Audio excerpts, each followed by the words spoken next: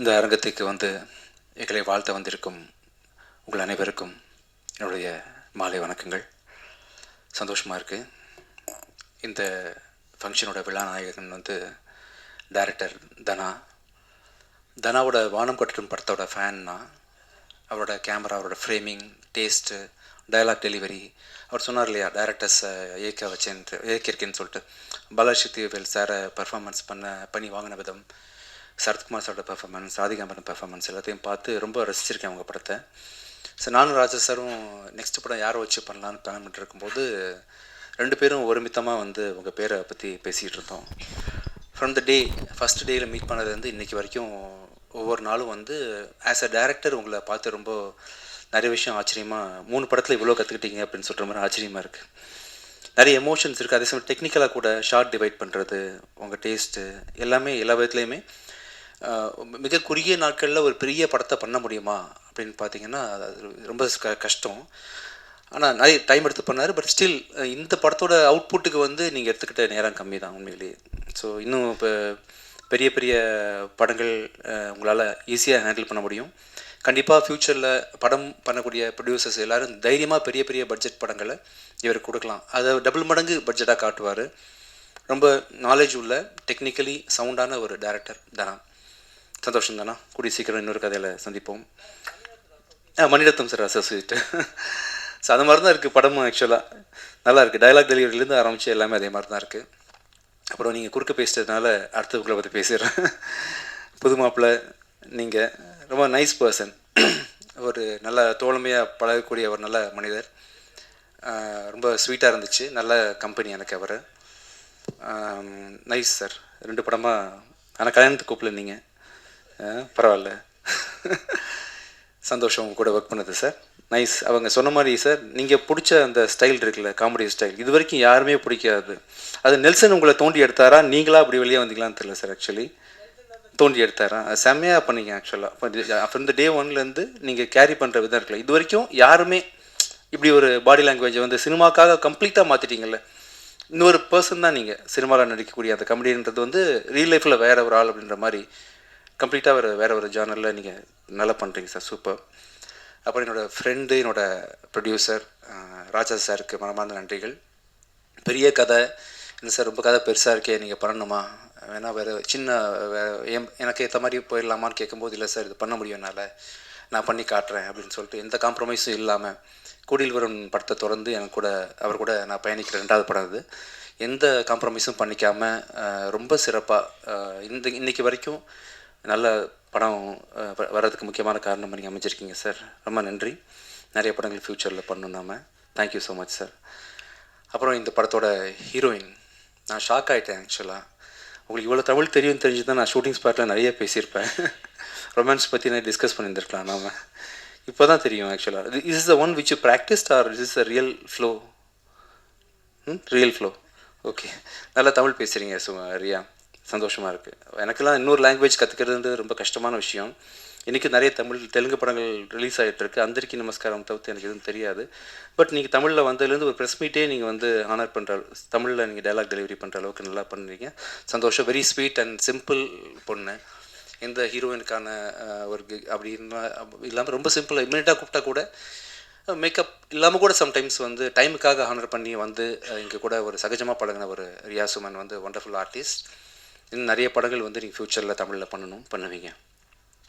அடுத்தது வந்து Tamil sir, Taanakkaran director Tamil sir வந்து is a wonderful artist. Again ரொம்ப சந்தோஷமாக இருக்குது. ஒரே படத்தில் வந்து 3 directors, Gautham Menon sir, Tamil sir and தனா 3 பேர் கூட ஒர்க் பண்ணது. தானாக்காரன் சார், தமிழ் சார் வந்து ரொம்ப அருமையாக, ரொம்ப இயல்பான நடிப்புன்னு தெரியாத அளவுக்கு ரொம்ப இயல்பாக பர்ஃபார்ம் பண்ணக்கூடிய ஒரு நல்ல ஒரு artist. Nice working with you sir. சந்தோஷம் சார். அடுத்தது Vivek Prasanna sir. Thank you so much sir. நல்லா பண்ணுறீங்க. ஆக்சுவலாக நான் உங்களை அந்த சொன்னில் ஒரு படம், உங்களுக்கு காவி வேஷ்டி கட்டி நடிச்சிருப்பீங்களா ஒரு படம். படம் என்ன படம் சார் அது? நான் ரயில்வே ஸ்டேஷனில் சண்டை போடுவீங்களா நிறைய பேர், நெஞ்சம்புடி வேண்டும், அந்த சீன் அடிக்கடி பார்த்துருக்கேன் நான். Wonderful performer. அந்த சீன் பார்க்கும்போது வயசானவர் போல் இருக்கு இவர் அப்படின்ற மாதிரி நினச்சிட்டு இருந்தேன். ஐ திங்க் பிஃபோர் 4 இயர்ஸ் வந்த படம் இல்லை சார். ஆக்சுவலாக 4 இயர்ஸ் அப்போவே அது ரொம்ப சின்ன வயசு நீங்கள் ஆக்சுவலி. பட் அந்த டைமில் நீங்கள் வந்து உங்களை கேரி பண்ணியிருந்த விதம் இருக்குல்ல, இப்போ நேரில் பார்க்கும்போது தான் ரொம்ப சின்ன ஆள் தானே இவர் அப்படின்ற மாதிரி ஐ மீன் வயசு வெளியே வரல. ஸோ நான் ரொம்ப அருமையாக கேரி பண்ணுறீங்க. டயலாக் டெலிவரி, நீங்கள் பேசுகிற தமிழ் ப்ரொனன்சியேஷன் எல்லாமே நல்லாயிருக்கு. ஸோ இன்றைக்கி விழா நாயகர்கள் இன்னொருத்தவங்க வந்து விவேக் மெர்வின். அவங்களோட இசையோட தீவிரமான ஃபேன் தான். புகழ் புகழ் படத்தில் நீங்கள் பண்ண சாங், அந்த சாங்லேருந்து உங்களோட ஒர்க்கு, நீங்கள் இன்ஃபேக்ட் நீங்கள் 2 பேரும் நல்ல ஆக்டர்ஸ் கூட. நான் உங்கள் ஆல்பம் சாங்ஸ் விஷுவல்ஸ்லாம் பார்த்துருக்குறேன். ரொம்ப நல்லா கேரி பண்ணுறீங்க உங்களை. நீங்கள் வந்து ரொம்ப அருமையாக ஆல்பம், இப்போ அவங்க ரீசெண்டாக கூட நான் ரிலீஸ் பண்ணல ஒரு ஆல்பம் ஒன்று, ரொம்ப ஒண்டர்ஃபுல்லாக பெர்ஃபார்ம் பண்ணியிருந்தீங்க. ஸோ கண்டிப்பாக நீங்களும் வந்து ஃப்யூச்சரில் ஒரு ஆக்டராக வர்றதுக்கான அத்தனை வாய்ப்புகள் இருக்கா பண்ணலாம். சின்ன கிசு மட்டும் ஏதாவது நீங்கள் கிரியேட் பண்ணி விட்டுட்டிங்கன்னா யார் கூடயாவது கூடிய சீக்கிரம் வந்து பேசப்படுவீங்க. நல்லா பண்ணுறீங்க, நல்ல ஒண்டர்ஃபுல் பர்ஃபார்மன்ஸ், நல்ல டியூன், நல்ல சென்ஸ், நல்ல காம்பினேஷன். ஸோ 2 பேர் சேர்ந்து இப்போ ஒருத்தராலேயே நிறைய லைஃப்பில் ஜெயிக்க முடிய வாய்ப்புகள் இருக்கும்போது 2 பேராக சேர்ந்து இருக்கும்போது எவ்வளோ வாய்ப்புகள் இருக்கு பாருங்களேன் சக்ஸஸ் பண்ணுறதுக்கு. கண்டிப்பாக உங்கள் காம்பினேஷனில் வந்து யூ வில் டூ ஒண்டர்ஸ், நம்பிக்கை இருக்குது. அப்புறம் முரளி சார், என்னை வச்சு நீங்கள் வந்து ஃபைட் ஹேண்டில் பண்ணுறது ரொம்ப கஷ்டம்தான். அண்ட் இன்ஃபேக்ட் ஆக்சிடெண்ட்டுக்கு அப்புறமா நான் பண்ணேன். ஸோ இந்த பக்கம் முகம்லாம் ரொம்ப சாஃப்டாக இருந்துச்சு, பிளேட் நிறைய இருந்துச்சு. ஸோ ஃபைட்டில் தெரியாமல் எங்கேயாவது பட்டால் கூட உள்ள பிரச்சனைன்ற மாதிரி ஒரு கிரிட்டிக்கல் பொசிஷனில் என்னை ஒப்படைச்சேன் சார்கிட்ட. ரொம்ப பூ போல் பார்த்துட்டீங்க சார். தேங்க்யூ. நல்ல ஒண்டர்ஃபுல் ஃபைட் மாஸ்டர். இந்த படம் பார்க்கும்போது அப்படி தெரியவே தெரியாது, நான் சொல்கிறதுக்கெலாம் ரொம்ப மிருகத்தனமாக இருக்கும் இந்த ஃபைட்லாம். நீங்கள் பண்ணது அவுட்புட் பார்த்தேன் சார், ஒண்டர்ஃபுல். ரொம்ப நல்லா பொறுமையாக ஹேண்டில் பண்ணிங்க சார். என்ன thank you so much. Nice sir. ஆமாம், தேங்க்யூ சார். நெக்ஸ்ட் படத்தில் ஒர்க் பண்ணுவோம் நம்ம. அடுத்தது வந்து நான் ரீசெண்ட் டைமில் மியூசிக்கை விட ரொம்ப இம்பார்ட்டன்ஸ் கொடுத்து நான் பார்க்கக்கூடிய ஒரு துறையாக வந்து எடிட்டிங் அமைஞ்சு போச்சு. அப்படின்றதுனால தான் பார்த்தீங்கன்னா நான் வந்து மியூசிக் கூட கொஞ்சம் ஓரம் கட்டி வச்சுட்டு எடிட்டிங்கில் ஃபோக்கஸ் பண்ண ஆரம்பிச்சிட்டேன். அந்த துறைக்கு இந்த படத்துக்கு சொந்தக்காரரான நம்ம சங்கத்தமிழன் அவர்களோட ஒர்க்கை பார்த்து நான் மேலே பிரமிச்சு போயிட்டேன். ரொம்ப பொறுமைசாலி, நல்ல டேஸ்டான ஒரு எடிட்டர். நீங்கள் ரொம்ப ஸ்பேஸ் விட்டு அவர் படத்தோட அவுட்புட் வந்து நல்ல ஸ்பேஷியஸாக வந்திருக்கு, மணிரத்னம் சார் ஸ்டைலில் வந்திருக்குன்னா அது கண்டிப்பாக காரணம் நீங்கள் தான். ஈஸியாக வந்து மணி சாரில் ஓகே பண்ண மாட்டார்.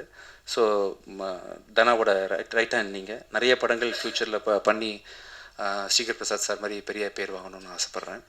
Thank you so much. அப்புறம் இந்த படத்தோட காஸ்டியூம் டிசைனர் மீனாட்சி, அனுஷாஜி, மீனாட்சி காணும் மேலே. சரி, okay. So nice working with you. நம்ம 2வது படம் ஒர்க் பண்ணுறோம். நல்லா இருந்துச்சு உங்கள் காஸ்டியூம் செலெக்ஷன் எல்லாமே இந்த படத்தில். வேறு யாராவது மிஸ் பண்ணிட்டேன்னா? புது மாப்பிள்ளை பேசியாச்சு, ப்ரொடியூசர் பேசியாச்சு, எல்லாம் பேசியாச்சு. கேமராமேன் முக்கியமாக, இந்த படத்தோட கேமராமேன் வந்து மஃப்டி படத்தோட கேமராமேன் நவீன்குமார். நல்ல தமிழ் பேசுகிற நண்பர் தான் அவர். ரொம்ப சந்தோஷமாக இருக்குது அவரை இந்த படத்தில் வந்து அறிமுகப்படுத்துறது தமிழுக்கு. என்னோடய அடுத்த படமும் அவர் தான் கேமரா பண்ணுறாரு. கண்டிப்பாக தமிழுக்கு வந்து ஒரு முக்கியமான ஃபைண்ட். சந்தோஷ் சிவன் சார், பிசி ஸ்ரீராம் சாரோட வரிசையில் வந்து கண்டிப்பாக நவீன்குமார் பெரிய கேமராமேனாக தமிழில் பேசப்படுவார் இந்த படத்தில். கேமரா ஒர்க் ரொம்ப பெருசாக பேசப்படும். ஸோ இந்த டீம் ஃபுல்லாக இங்கே இதயம் அடியிலேருந்து பெரிய மனமார்ந்த நன்றிகள் தெரிவிச்சுக்கிறோம் உங்களுக்கு இங்கே வந்ததுக்காக. Thank you so much. நீங்கள் ஃபஸ்ட் டைம் பார்க்கும்போது டீசர் சரியாக பிளே ஆகலை, இப்போ சரியாயிடுச்சா இஷ்யூஸ்? இப்போ நீங்கள் இந்த நிகழ்ச்சி முடியும் போது ஒருத்தர் டீசர் நீங்கள் அவசியம் பார்க்கணும். நன்றி. தேங்க்யூ. Thank you sir. இப்போ கொஷின் ஆன்சருக்கான டைமு. நீங்கள் வந்து செருப்பு போடாத காரணம் என்ன ஏதாவது ரகசியம் இருக்கா? இல்லை, அப்படி ஒன்றும் இல்லை. திடீர்னு மனசுக்கு தோணுச்சு. இதையும் பெருசாக யோசிக்கிறது இல்லை. திடீர்னு ஒரு நாள் ஸ்டாப் பண்ணின்னு தோணுச்சு, ஸ்டாப் பண்ணிட்டேன். திடீர்னு ஆரம்பிக்கணும்னா ஆரம்பிச்சிடுறேன், அவ்வளோ. இப்போ ஒரு விஷயம் சொன்னீங்க, ஈரணிகிட்ட வந்து பேசும்போது ஒரு வேவ் லைன் ஒர்க் ஆகலைன்னு சொல்லிட்டு அவங்க கம்யூனிகேஷனுக்காக நீங்கள் விட்டீங்க. மற்ற ஹீரோயின்லாம் எப்படி சார்? தம்பி, என்னது சொல்கிறது, நான் பண்ணுற படங்கள்லாம் சீரியஸான படங்கள்ன்றதுனால நமக்கு வந்து ரொமான்டிக்கான போர்ஷன்ஸ் நிறைய படத்தில் வர்றதில்லை. பெரிய இலக்கு ஒன்று சூஸ் பண்ணிட்டு அதை சால்வ் பண்ணுற நோக்கத்தில் எல்லா கதைகளுமே அமையுதுன்றதுனால இந்த படத்துலையும் பார்த்தீங்கன்னா டேரக்டர் வந்து பெரிய ரெஸ்பான்சிபிலிட்டி கொடுத்துறாரு. எல்லா படமே கொஞ்சம் ஆக்ஷன் மோட்லேயும் சீரியஸாக ஹீரோ இருக்க வேண்டிய சூழ்நிலை. கொஞ்சம் இதை நம்ம ட்ரை பண்ணியிருக்கோம். ஆக்சுவலாக என்ன சொன்னேன்னா, உங்களுக்கு தமிழ் தெரிஞ்சிருந்தா இன்னும் நிறைய பேசியிருப்பேனே ஷூட்டிங் ஸ்பாட்டில், அது மாதிரி ட்ரை பண்ணியிருப்போமே அப்படின்லாம். கிங்ஸ்லிகிட்ட கொடுங்க. ஒன்று நடிக்க சார், அவர் தயவு செஞ்சு நடிக்க விட்டுருக்கு சார். தலைவா, கல்யாணத்துக்கு முன்னாடி கோட் ஷூட்டு ஷர்ட்டு இன்சர்ட் பண்ணிட்டு வருவீங்க. கல்யாணம் முடிஞ்சதுக்கப்புறம் ஒரு ஸ்டைலிஷாக இப்போ வந்து அப்படியே ஜிகிஜின்னு அதெல்லாம் ஒன்றும் இல்லை. நான் யார் இந்த காஸ்டியூம் சொல்லி அனுப்புனது? இல்லைப்பா, இது புதுசாக எடுத்தேன், போட்டுன்னு வந்தேன், அவ்வளோதான், வேறு எதுவும் இல்லை. அதெல்லாம் இல்லைங்க, பாவங்க, அவங்க ஷூட்டிங் போயிருக்காங்க. இது முதல் மேடை வேற, கல்யாணம் முடிஞ்சு எல்லாம் முடிஞ்சு முதல் மேடை எப்படி இருக்கு? வீட்டில் இருந்தா யோசிச்சுட்டு வந்தியா அதெல்லாம்? இது முதல் மேட்டை தான் இது சூப்பராக இருக்குது. படத்தில் எப்படி விஜய் ஆண்டனி சார் கூட நீங்கள் வந்தாவே சார் ஜாலியாக இருப்பார் எப்பவுமே, நீங்கள் நினைக்கிற மாதிரி கிடையாது. சார் எப்பவுமே ஏதாவது ஒரு கமெண்ட் பண்ணிவிட்டு ஜாலியாக இருப்பார். டெரர்லாம் கிடையாது, சாஃப்ட் தான். அதாவது ஹிட்லர் வந்து ஒரு பெரிய சர்வாதிகாரிங்கிறது எல்லாருக்குமே ஊருக்கே உலகத்துக்கே தெரியும்.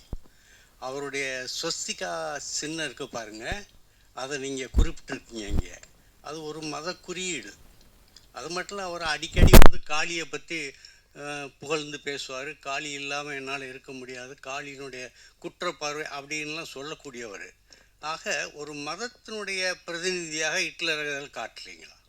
நாங்கள் அப்படி எதுவும் காட்டவும் இல்லை. அந்த மாதிரி ப்ரொஜெக்ட் பண்ண வேண்டிய தேவை இந்த படத்துக்கும் இல்லைன்றதுனால நீங்கள் ஹிட்லரை ஒரு சர்வாதிகார ஒரு இதுவாக மட்டும் பார்த்தா போதும்னு தோணுது எனக்கு. மற்றபடி இதுக்கு வந்து வேறு எந்த மத அடையாளமோ இதுவோ எதுவுமே கிடையாது. முக்கியமாக ஹிட்லரை குறிப்பிடவும் இல்லை. ஹிட்லருங்கிறது நான் முன்னாடியே சொன்ன மாதிரி அது ஒரு படிமம், அவ்வளோதான்.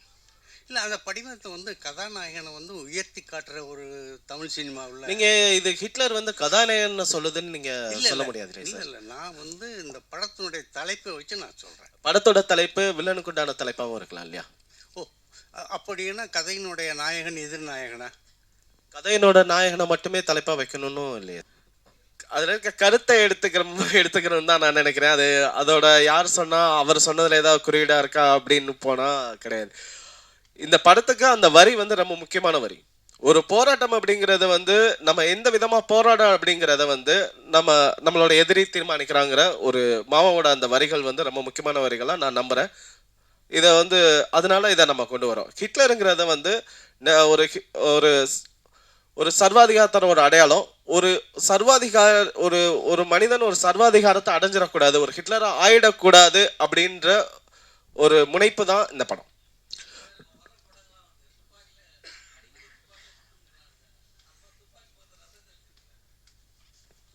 துப்பாக்கினால ரத்தம் வந்துடுது சார். ஏன்னா இதுல ரத்தம் இருக்கு இந்த படத்துல, அதனால. டைரக்டர் சார் ஹியர் இங்கே சார், உங்களுடைய ப்ரீவியஸ் படமாகட்டும் இந்த படமாகட்டும் அது எக்ஸப்ஷனலி வெல் மேட் ஃபிலிம். இந்த படத்தில் நீங்கள் தான் யூ ரிட்டன் த ஸ்டோரி அப்படின்றதால கேட்குறேன். What was the spark that led you to write the story? என்ன is based on a real life incident? எங்கேயாவது something must have got you to think about this இல்லையா? ரெண்டு விதமாக நம்ம வந்து கதைகள் எழுதுவோம் நான் தோணுது என்னை பொறுத்த வரைக்கும். ஒன்று, நம்ம வந்து சில படங்கள் பார்ப்போம், நம்ம ரொம்ப பிடிச்ச படங்கள் இருக்கும், அந்த பிடிச்ச படங்களை ரெஃபரன்ஸாக வச்சுட்டு நம்ம ஒரு கதை யோசிப்போம். ரெண்டாவது, நம்ம வாழ்க்கையில் நடந்த சம்பவங்கள் ஏதாவது ஒன்று நம்ம பாதிச்சதை வச்சு கதை எழுதுவோம். எல்லாருக்குமே இது அந்த முதல் கருங்கிறது இந்த ரெண்டு இடத்துல இருந்து ஒன்று தான் கிடைக்குது நம்புறேன். நான் என்னோட ஒரு நாள் பயணத்தில் எனக்கு ஒரு எக்ஸ்பீரியன்ஸ் இருந்தது, அதை பேஸ் பண்ணி யோசிக்கும் போது இப்படி ஒரு கதை வந்தது. இது வந்து ரியல் லைஃப் இன்சிடென்ட்ஸ்லேருந்தே வருதுன்னு சொல்லலாம். ஷேர் அண்ட் சப்ஸ்கிரைப் பண்ணாதவங்க இப்பவே சப்ஸ்கிரைப் பண்ணிருங்க. எங்களோட அப்டேட்ஸ் உங்களுக்கு வரணும்னா பெல் பட்டனை பிரஸ் பண்ணுங்க.